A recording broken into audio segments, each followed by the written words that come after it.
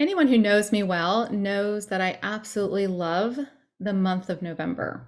And if you've been following me either on LinkedIn or Instagram or even Facebook, you know that this time of year I make a lot of posts about gratitude. A lot of times I'm part of a gratitude challenge. Sometimes I've invited you to be part of a gratitude challenge, and this year is the same. I will be inviting you to be part of a challenge at the end of this. But today I thought I would take a moment to really share my why. Why is gratitude one of my top values? And why do I get so excited about sharing this with so many people? It's because it has been a life changing value for me. So, let me tell you a little bit about my story. If you've been in any of my keynotes on happiness, you know this story probably pretty well, but I'm going to share it with the rest of you, something I really never done before in a broad fashion. About 6 years ago, I was in complete and utter burnout. I was physically, mentally, and emotionally exhausted. And back then, I didn't even know the word for it. I didn't know that I was in burnout. I thought there was something wrong with me. At times, I was in a state of just languishing, right? Just in a funk. And at other times, I felt chronically unhappy. I was drained of all my energy. And while I was killing it at work, at home, it was a different story. And I was a remote leader back before being a remote leader was the norm. And I was leading a team that was all over the country. I was probably in a job that was a little bit above my abilities at the time. And so I was really stretching and really growing during this period in my life. And I was traveling a lot for the first time. I have 3 kids and I have a husband who's a pilot. And I'm going to tell you front and center that family and faith are my top values. And at the time, I was overworking. I was putting in way too many long hours. I like to say that I was tethered to my desk. It literally felt like I had chains that were attaching me to my computer. And if it wasn't my computer, it was my phone. And even on the weekends, or even in the evenings when I would walk away from my phone or from my computer, and frankly, even on vacation, my mind, it was still there. It was still tethered in. I remember having my laptop, just working away in the bed until late at night.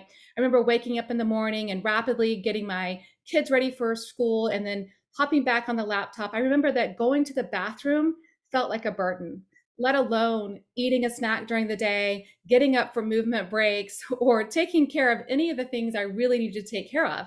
I felt like there was just this never ending kind of stress like laying on top of me, and there was always more to do. There were always more people to talk to. There were always more proposals to write. There were always more meetings to prep for. And frankly, it was exhausting because this went on for years. Frankly, I don't remember a time during this phase when I hadn't been in this state. I mean, chronic stress just felt like a constant friend. It just felt like a part of my life. And frankly, I would have found anything else a little bit abnormal and strange.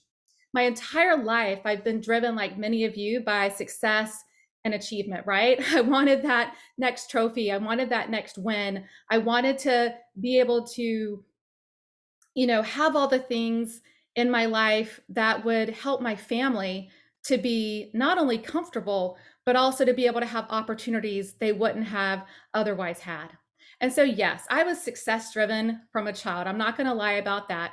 But I was also, like many of you, a caregiver, taking care of and loving on my family and friends as hard as I could. And frankly, I'm a people pleaser. I like to make people happy. And so, this was just a detrimental kind of like recipe for burnout. What I'm going to tell you is that I remember being on a cruise ship, which is my absolute, if you know me, I live on the water, I live at the beach, and being on the water, that's my absolute favorite thing. And I remember being on a cruise ship of April in that year. I remember being on the top deck and looking out over the ocean, and the sun was setting, and it was just beautiful. And we were in the Caribbean. And I remember thinking to myself, how can I be in my most favorite place and yet feel so kind of dull and like empty? Like, what was going on? How could I have gotten this far in my life, which frankly was the dream? I was living the dream life. If you were looking at me from the outside in, you would think, well, what does she have to be unhappy about? And frankly, that made me even feel more guilty and kind of ashamed of myself that I wasn't more happy. I had the dream life. I had achieved all the things I had set out to achieve, and yet I wasn't happy. So that was one of the turning points. That was one of the keys for me where I said, something's off. And is this really success? That was the question I kept asking myself and thinking about, is this what success feels like? Maybe I'm chasing the wrong version of success, but what did I do? I do what I do as a high performer, as a high achiever. I just kept going through the same motions. And I would love to say that it just magically went away and I had somehow created this ability to deal with this now that I was aware of it, but it didn't. Things didn't change. I'm going to tell you what my wake-up call was. My wake-up call is that I walked in and my young son at the time, he was 10 at the time, he was down on his knees and he was saying a prayer. And he said these words. He said, "Please help my mom to be happy." If you have children, grandchildren, or any small little friends that you care about, you can imagine how at that moment I felt. I thought to myself, I thought that my unhappiness was only impacting me. I thought that my exhaustion and burnout and the way that in the evenings I was so exhausted that I couldn't frankly engage the way I wanted to as a mother, which is one of the things I love most. It's one of my top values. It's one of the things that's part of my purpose, my mission. It's part of why I am here and why I was created. I didn't have the time and energy to be the kind of mom that I wanted to be. I was exhausted. And so walking in and kind of recognizing the impact that that was having on my children, that was my wake-up call. And so I want to tell you what happened next, because what happened next has been life-changing, life-altering, and I have never looked back. I believe strongly in the power of habits. You become what you repeatedly do. I learned that from James Clear. But I didn't recognize that at the time. I didn't realize that my habits were going to have such a critical role in the transformation that I was about to make. It was interesting. Shortly after that prayer, I was sitting in a church meeting and a gentleman was giving a talk. And his talk had the message of, you have this ability to choose to be happier. And I thought to myself, well, that's ridiculous. What do you mean that I can choose to be happier? Like just wake up one day and say, well, I think I'll be happier today. Don't you think that if that were the case, I would have already figured that out? Don't you think? I mean, I'm a pretty smart woman. And so it was just as easy as saying, you know what? I think I'll choose to be happy today. Then wouldn't I have already chosen that? And so at first I dismissed it, but I sat there and all of a sudden I just had this emotion come over me. And it said to me this, it said, Melinda, this message is for you. Wake up, wake up. And so what did I do? I went home, I thought about it, I pondered on it. I tried to think, well, how do I make this happen? And by some magical miracle, because that's just how, life works. That's just how I'm a believer. And I believe that this message was clearly sent to me. And I got a call from a colleague, from a friend of mine named Joe Kozub, and he's with Corporate Visions, best salesman I know out there.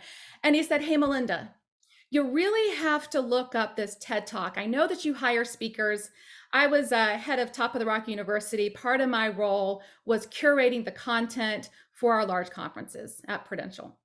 And so he said, you have to hear this speaker. He's absolutely amazing. His name is Sean Aker, and he talks about being happier.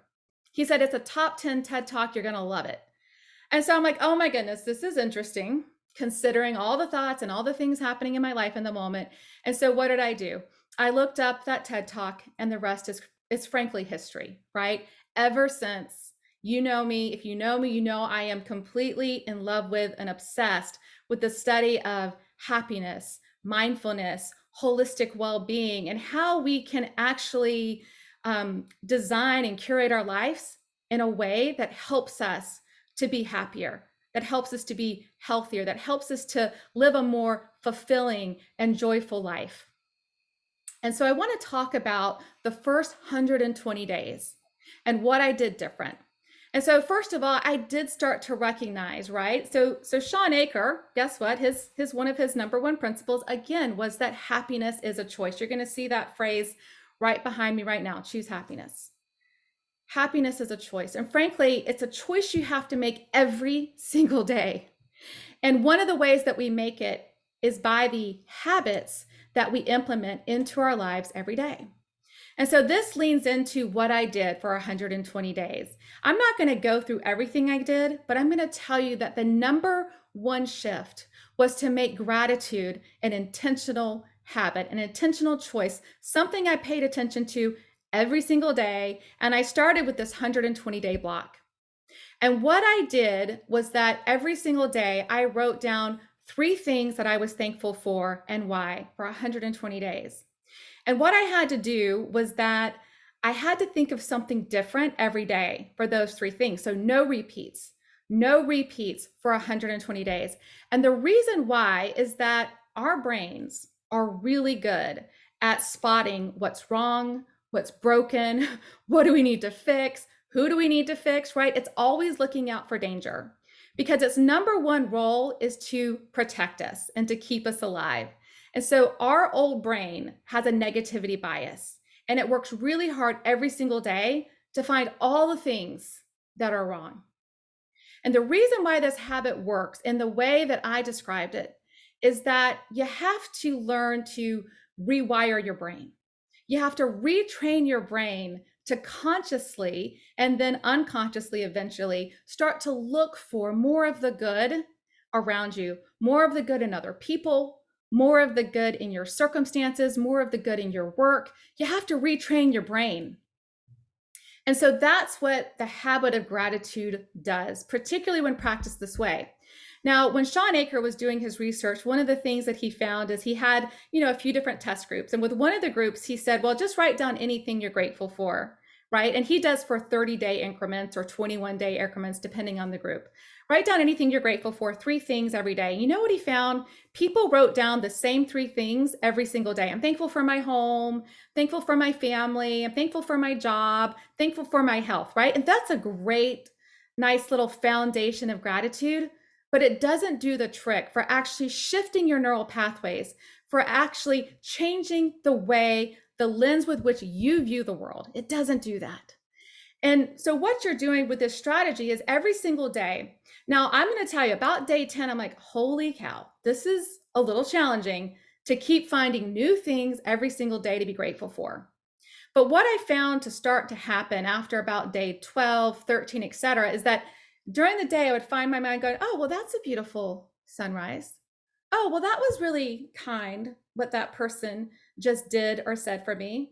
Or, wow, that was a really sweet little conversation that I just had with my son, right? It had me start all of a sudden, just really kind of in an unconscious way throughout the day, I started seeing and feeling more of the good. It was almost like, I believe it's like the Truman Show, something like that. It's almost like you go into this alternative world all of a sudden. And I'm like, how did I never notice how beautiful, for example, those flowers in my own yard are? How did I never notice that thing that employee does every single day, right? How did I never notice some of the good within myself, quite frankly? And so gratitude is life changing and life altering because it shifts your mindset. It shifts your mindset from not just focusing on and seeing some of the negative, but also seeing a lot more of the positive and a lot more of the good mixed in within that.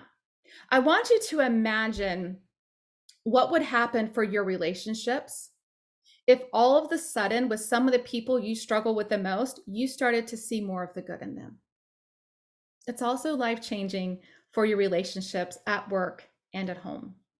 So I want to talk a little bit about the challenge that I'm going to give you guys, because I'm going to be sharing a lot more about my own story, a lot more about happiness, a lot more about gratitude over the next 30 days. In fact, I'm hoping to flood social media with more of the good along with your help, right? Our world right now is in a collective state of languishing. I feel like we're in a funk, right? We're like in this this funk that we just can't get out of. A lot of us, I think the numbers are nearing around 50%, are frankly burned out. We're feeling either physically, mentally, emotionally exhausted. We're feeling disengaged from some of the things that we used to be engaged with, whether it's our work, whether it's our churches, whether it's our friends, whether it's our families. There's so much divisiveness and so much division in the world. If you turn on the news, if even for 5 minutes, it's literally going to suck the joy right out of you, right?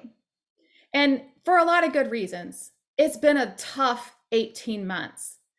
But don't you think it's time to like turn this ship around? Are you sick of kind of feeling like you're in a funk? Are you sick of seeing the world through a negative lens? Do you want to see more of the good in yourself and in other people and in your world? Do you want to feel just a little bit happier? What if you could just feel like 10% happier on a day-to-day basis? Would that be worth it? What if you had more energy? What if you were more productive? What if you were again feeling more passionate and engaged and really driving again towards your goals in life? Would that be worth it? What I'm here to tell you is that gratitude can do that for you. It is not just in my own life. If you look up any study on happiness and well-being and connectivity, if you look up any study, you're going to find gratitude as one of the top, 1, 2, or 3 habits that you need to adopt daily. And I know it sounds silly, right? It sounds like, well, that's just so easy.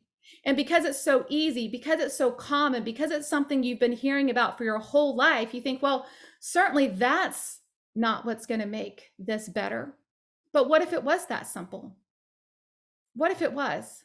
I'm here to tell you that it is. I'm here to tell you that I've done this challenge with other people, and it's been proven scientifically through the field of positive psychology and human performance as such as well. But what I will tell you is that by about day 15 to 20 on my own journey, things had shifted. I had more energy. I felt a little bit happier. And you know why?